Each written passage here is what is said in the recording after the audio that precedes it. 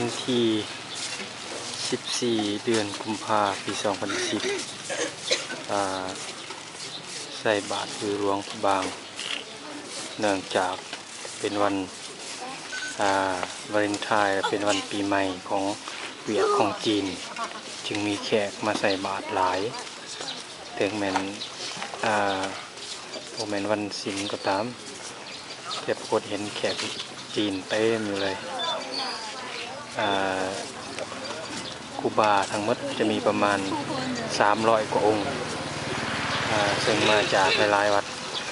ประมาณ12วัดรวมกันมาเป็นกิจวัตรประจำวันของครูบาที่น่าสนใจทุกมื้อครูบาจะมาบิณฑบาตแบบนี้เป็นประจำถึงแม้คนสิตก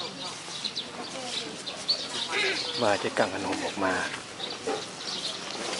ถ้าเบิ่งคักแล้วจะมีเป็นกลุ่มอยู่ระหว่างกลุ่มคณะครูบาที่เป็นเจ้าอาวาสจะเดินทางก่อนตัวอย่างคือนี่เป็นจัวน้อยนี่เป็นสุดท้ายของกลุ่มและครูบาองค์ใหญ่เป็นครูบาเจ้าอาวาสของวัดเป็นผู้นำหน้า